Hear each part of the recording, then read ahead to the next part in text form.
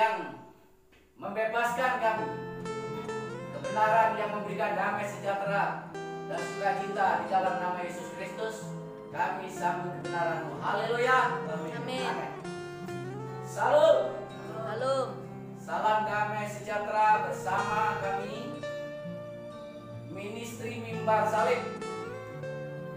Pelayanan bersama kami Evangelis Gideon.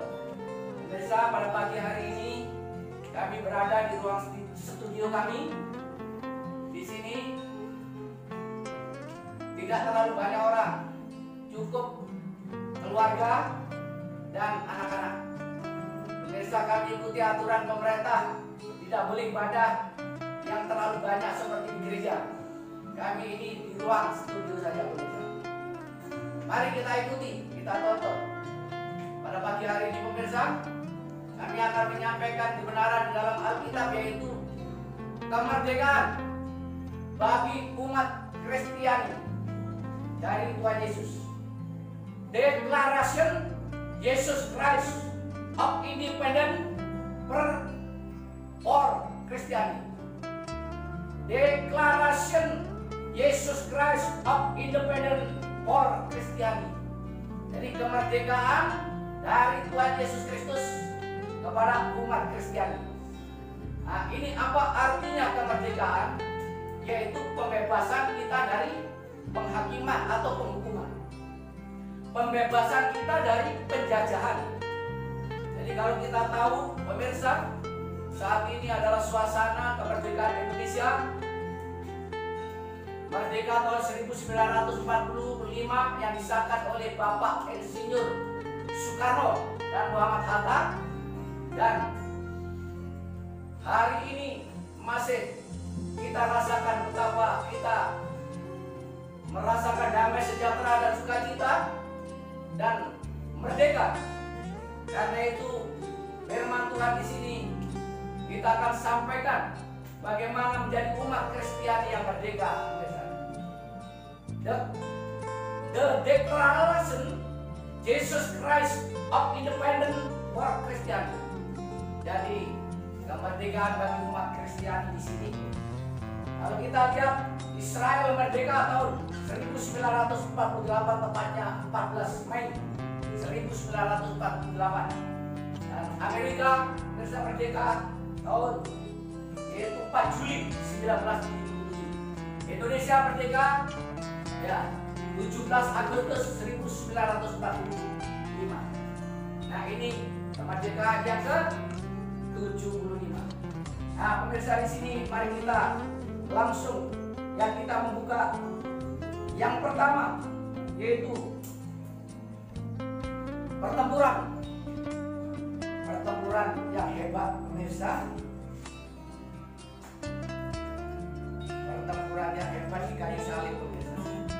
Ya. Kita lihat yang terdapat pada ayat Matius 27.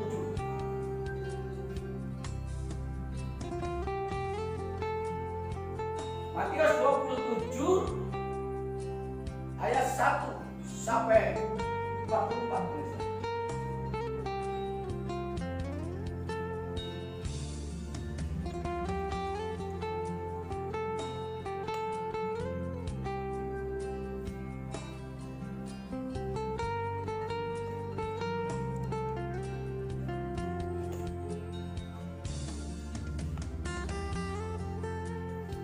Matius pasal 27, kita langsung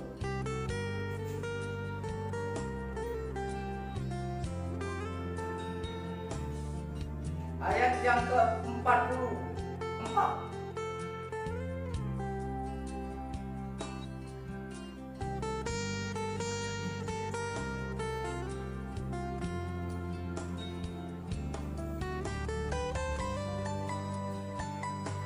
Ini mulai dari awal Yesus ditangkap hingga sampai menuju ke salib dan Yesus mati di kayu salib. Kemudian ayat ke-45 di sini mulai jam 12. Kegelapan meliputi seluruh daerah itu sampai jam 3. Kira-kira jam 3 tersebutlah Yesus dengan suara nyaring, Eloi, Eloi, lama sabachthani. Ya, artinya apa? Dia sudah menyerahkan hidupnya kepada Bapa, kepada Allah, dan dia terus meninggalkan dunia ini sementara. Nah, ini dikatakannya bahwa Yesus mati di kayu salib itu adalah satu pertempuran yang hebat, yang luar biasa. Karena apa? Yesus harus mati di kayu salib. Kalau Yesus tidak mati di kayu salib, tidak ada orang Kristen. Nah, dengan demikian maka Yesus Kristus harus mati di kayu salib. Nah, kemudian yang berikutnya di sini,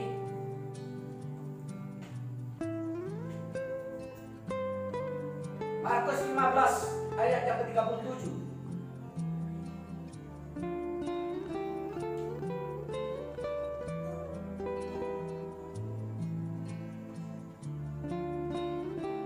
Markus yang ke-15 ayat yang ke-37.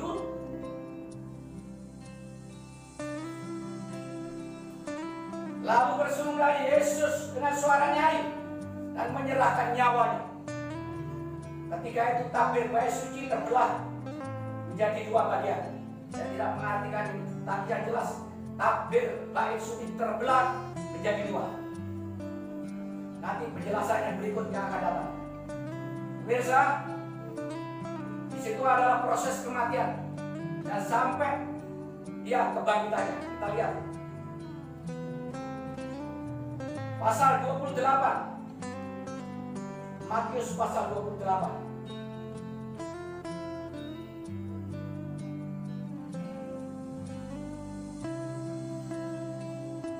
Ayat 1 sampai yang ke-10.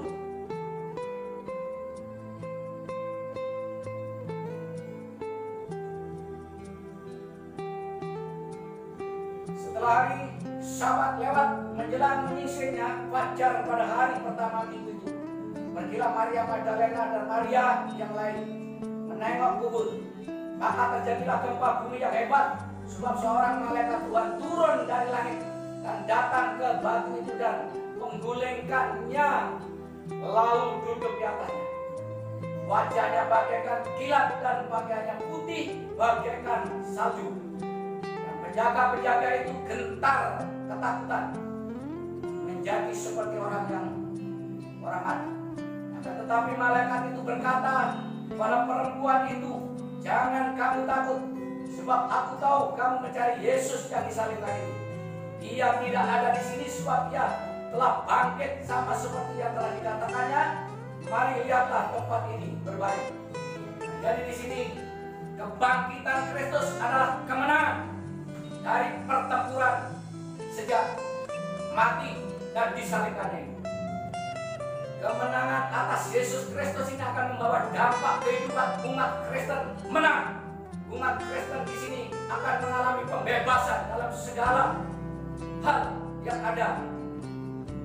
Pembebasan dari penghukuman kekal, pembebasan dari tekanan penjajahan, yaitu iblis tidak akan jajah lagi bagi umat Kristen, bagi orang-orang yang percaya.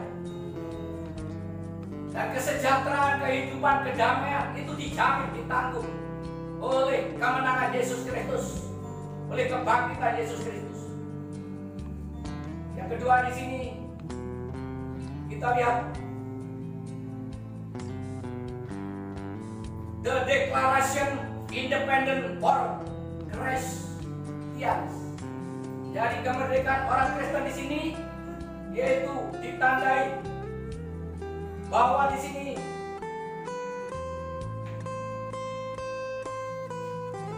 harus diberitakan Injil. Jadi ditandai dengan pemberitaan Injil. Kemerdekaan ini, deklarasi Yesus Kristus ini adalah pemberitaan Injil. Kita lihat yaitu pemberitaan Injil yang terdapat pada Matius pasal 28 ayat yang ke-18.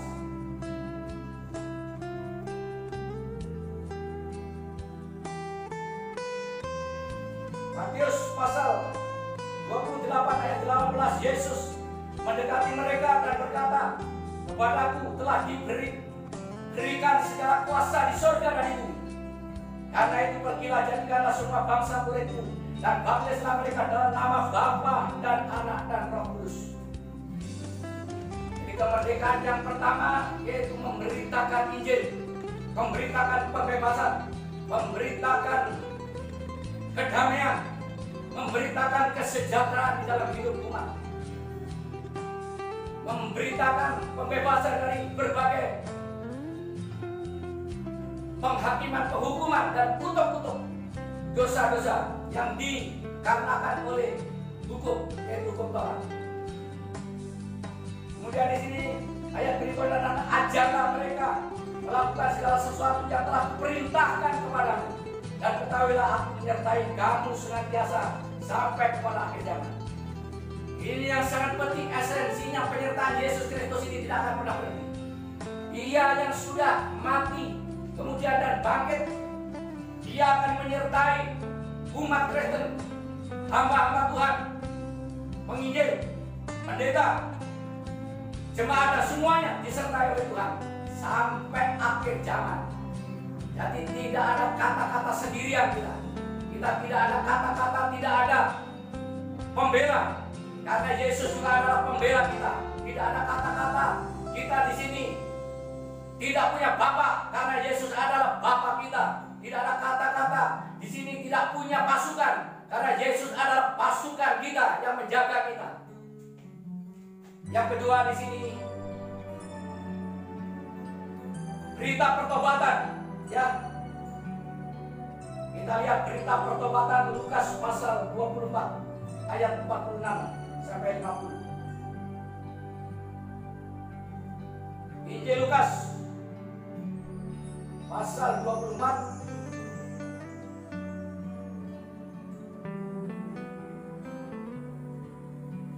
ayat 46 berkata, katanya kepada mereka, ada tertulis demikian, Mesias harus menderita dan bangkit dari antara orang mati pada hari yang ketiga. Yang ke-47 di sini, dan lagi dalam namanya berita tentang pertobatan dan pengampunan dosa harus disampaikan kepada segala bangsa, mulai dari Yerusalem. Nah, apa esensinya kemerdekaan dalam Yesus Kristus? Memberitakan pertobatan itu artinya pengampunan. Pengampunan bagi segala bangsa, pengampunan bagi seluruh umat manusia yang ada di bumi. Tidak ada diskriminasi, tidak ada perbedaan. Tidak ada yang rendah, tidak ada yang kaya, tidak ada yang miskin. Tidak ada yang besar, tidak ada yang kecil. Semuanya diberikan pengampunan dan hak yang sama. Jadi ini adalah berita pembebasan untuk pertobatan dan pengampunan bagi segala bangsa, dijelaskan.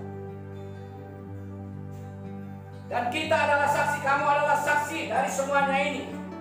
Dan kamu akan mengirim kepadamu apa?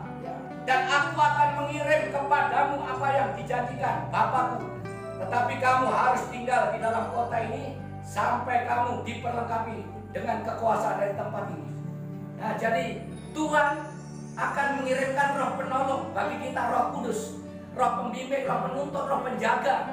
Kita tidak sendirian, karena ada roh kudus yang menyertai di dalam kehidupan kita. Dalam kemerdekaan ini tidak setengah-setengah. Kita bebas betul-betul karena kita bersama roh kudus. Kita disertai, kita dibimbing, kita dituntun. Amin.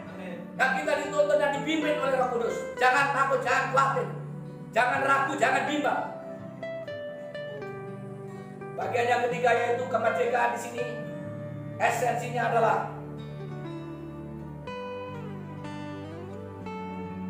pembebasan dari hukuman kekal.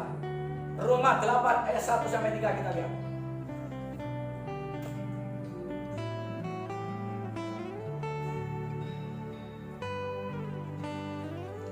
Jadi pembebasan dari hukuman. Karena apa? Orang Kristen tidak ada yang dihukum lagi. Jangan takut dihukum, jangan takut di sini masuk neraka. Pasti semua harus masuk surga. Karena itu dikatakan hidup oleh roh. Demikianlah. Sekarang tidak ada. Ya ini Roma pasal 8 ayat 1 sampai 3 mengatakan, demikianlah sekarang tidak ada penghukuman bagi mereka yang ada di dalam Kristus Yesus. Roh yang memberi kehidup telah memerdekakan kamu dalam Kristus dari hukuman dosa dan hukuman maut. Roh yang memerdekakan kita semua, membebaskan kita dari hukum maut dan hukuman kekal, maut yang kekal. Artinya kita di sini pasti masuk neraka, pasti masuk surga, dan tidak akan masuk neraka. Pasti kita dibebaskan dari neraka dan kita pasti masuk surga. Itulah sebabnya.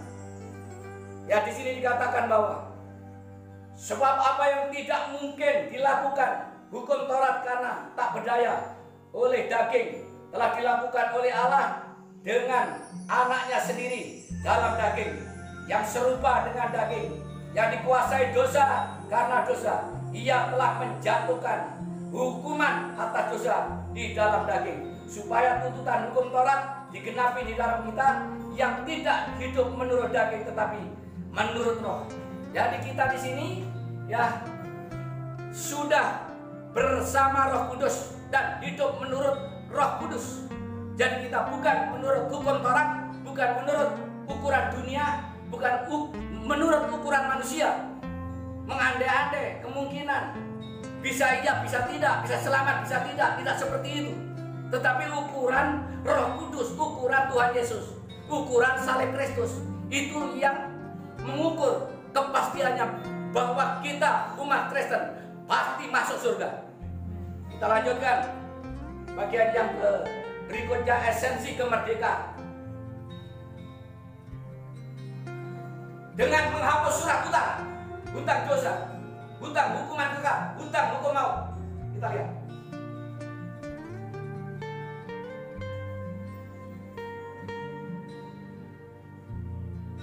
Ya, kita lihat.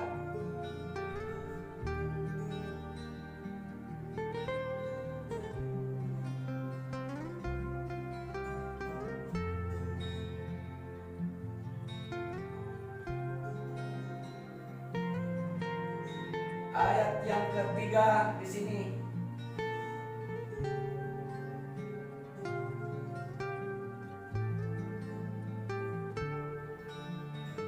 Roma 7 ayat 6.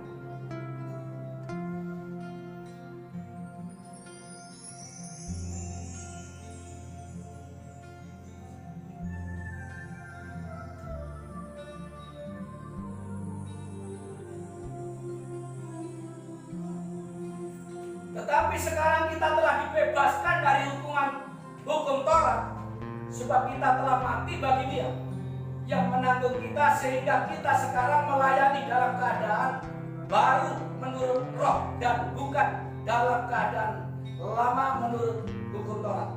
Nah, jadi kita dibebaskan dari tuntutan hukum Taurat. Apa tuntutan hukum Taurat? Semua orang pasti berdosa dan semua orang pasti dijatuhi hukuman. Dan sangat berat hukumannya, pasti mati kekal dan tidak akan masuk surga. Jadi kita sudah dibebaskan. Kemerdekaan Kristus untuk membebaskan kita dari surat hutang, dari hukum Taurat. Nah, kemudian yang terakhir di sini, damai sejahtera dimiliki bagi umat yang percaya.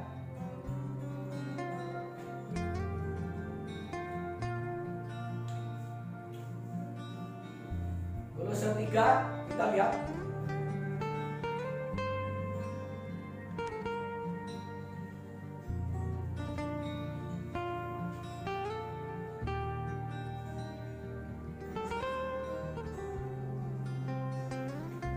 Jadi orang yang sudah merdeka di dalam Tuhan itu hidupnya tidak ketakutan, tidak cemas, ya tidak merasa khawatir dan kecewa. Seperti orang yang tidak punya harapan, tetapi di sini dikatakan hendaklah damai sejahtera Kristus memerintah dalam hatimu, karena untuk itulah kamu telah dipanggil menjadi satu tubuh, dan bersyukurlah. Hendaklah perkataan Kristus diam dengan segala kekayaannya di antara kamu, sehingga kamu dengan segala hikmat mengajarkan dan menegur seseorang akan yang lain, dan sambil menyanyikan mazmur dan puji-pujian dan nyanyian rohani, kamu mengucap syukur kepada Allah di dalam hatimu. Jadi hidup damai sejahtera, sukacita, bernyanyi memuji Tuhan, bermasmur, bukan kitab mazmur, tetapi bermasmur. Bermasmur itu meninggikan nama Tuhan, bernyanyi-nyanyi untuk Tuhan, memuji dan menyembah Tuhan. Jadi kita harus ada mazmur di dalam hati. Kita orang-orang yang sudah merdeka pasti selalu memuji-muji, menyanyi-nyanyi di dalam Tuhan seperti sekarang. merdeka, merdeka, merdeka, merdeka seperti itu. Jadi kita di sini di dalam Tuhan selalu memuji Tuhan. Haleluya, haleluya,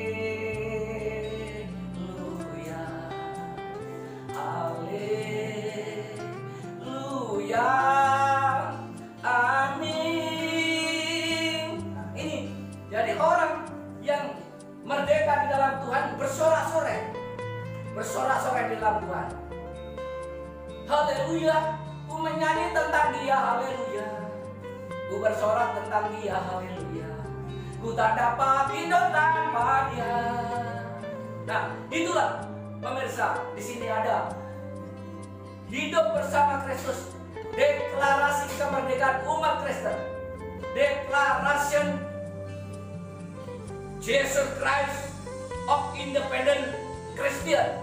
Jadi deklarasi dari Yesus Kristus Tuhan bagi umat yang percaya. Pemirsa, demikianlah pemirsa khotbah singkat kami pada pagi hari ini.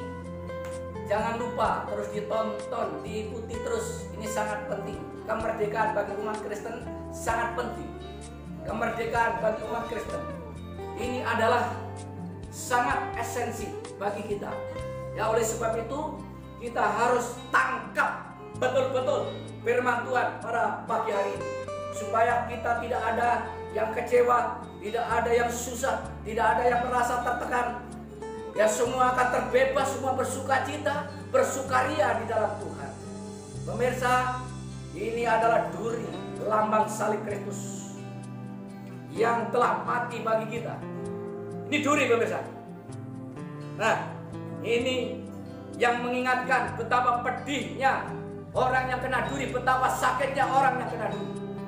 Itulah yang dilakukan oleh Yesus Kristus untuk membebaskan kita dari belenggu dosa, untuk membebaskan kita dari hukuman maut, untuk membebaskan kita dari perbudakan hukum Taurat, dan kita menjadi bebas di dalam Injil Tuhan, bebas di dalam Yesus Kristus Tuhan, bebas di dalam kasih karunia-Nya di dalam Dia.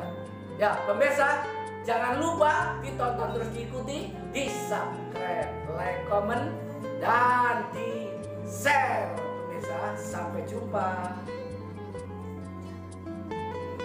Ministry Mimbar Salib.